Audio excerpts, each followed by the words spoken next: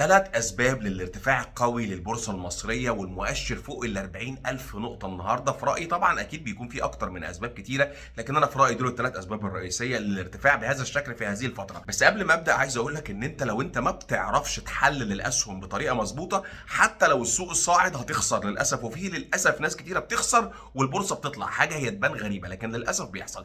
لو عايز تتعلم تحليل الأسهم وتحلل الأسواق المالية وتدرس السهم والسوق بطريقة صحيحة ومضبوطة، ابعت لنا على رقم الواتساب اللي في الصفحه الرئيسيه في القناه. عندنا برامج تعليميه سواء انت جاي من تحت الصفر ما تعرفش يعني ايه بورصه، او بقالك 20 سنه بس ايه مش كده. طيب، السبب رقم واحد هو يعني اكيد هو سبب واضح جدا، الافتتاح الكبير الضخم اللي اتعمل بمستوى احترافي جدا بتاع المتحف المصري، اللي هو مش مجرد افتتاح واللي هو حاجه جميله ومعموله حلو، لا هو ده انعكاس للسياحه ان شاء الله اللي ممكن تتدفق في الفتره القادمه. انعكاس ان انت حاجه زي دي لما تشوفها ناس كتيره جدا في دول العالم حوالين العالم بتلفت الانتباه ان ده مزار سياحي كويس. البلد دي انا كنت عارفها بس دلوقتي كمان ظهرت قدامي، بقت في المقدمه قدام عيني، طب ما لما نروح نزور، فده طبعا من شانه ان شاء الله ان هو يزق السياحه بشكل جميل جدا، وبالتالي طبيعي جدا ينعكس على الاقتصاد وينعكس على البورصه المصريه بشكل مباشر.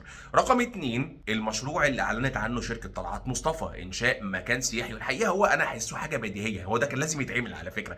هي شركه طبعا، زي ما على فكره انا شكرت في شركه طلعت مصطفى كتير في فيديوهات سابقه، وكنت دايما بقول شركه قويه كتير، وكنت دايما اقول شركه بتسعى الى النمو والتطوير. فعلا هو مشروع قوي، ما اعرفش تفاصيله بالظبط، لكن هيبقى حوالين المتحف واوتيلات يعني حاجه ضخمه في وقتها في مكان جامد جدا اصلا.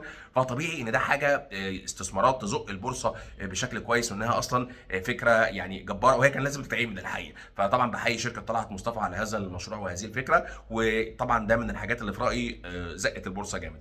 رقم ثلاثة، بس قبل ما اقول لك على رقم ثلاثة، لو انت مهتم بالبورصه الامريكيه وعايز تتعلم حاجات في البورصه الامريكيه مجانا تماما، عملت لك جروب تليجرام مجاني تماما موجود في الصفحه الرئيسيه في القناه، ومش هسيبه كتير لان انا ما بحبش اسيب اكتر من رابط، كده كده التواصل واتساب فقط، لكن جروب التليجرام موجود مؤقتا لو انت عايز تخش فيه عشان تبقى تستقبل معلومات عن البورصه الامريكيه. طيب، السبب رقم ثلاثة في رايي ان كان في اسهم كتيره اندر فاليود. يعني ايه اندر فاليود؟ يعني دي مش قيمتها الحقيقيه، يعني كانت حرام تبقى بالاسعار دي. لو انت شفت في الفترة السابقة هتلاقي عندي فيديوهات كتيرة بنفس العنوان، 3 أسهم تحت قيمتها في البورصة المصرية، 5 أسهم قد تكون تحت قيمتها في البورصة المصرية. عملت فيديوهات من دي كتير على مدار الشهور اللي فاتت، ولو أنت متابعني من زمان هتلاقي إن أنا من يناير ده بقول لك أنا متفائل باتجاه البورصة المصرية، وقعدت أقول كده رغم إن في فترة طويلة البورصة كانت شبه ما بتتحركش. يعني طبعا في أسهم بتطلع أكيد، لكن برضو كنا واقفين في نقطة معينة، قعدنا فترة طويلة واقفين بنطلع بس أسهم كتيرة عرضية، لكن يعني الحمد لله اليومين دول تقريبا كل حاجة بتطلع، وتقريبا كل حاجة بتطلع كويس. فكان في أسهم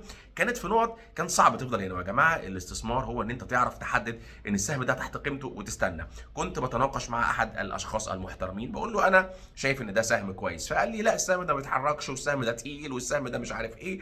فقلت له حضرتك هو ده النهارده دي مش قيمته. قال لي طب ما هو بص اهو بقى له 5 شهور ما بيطلعش، ولا مش عارف بقى له كام شهور ما بيطلعش.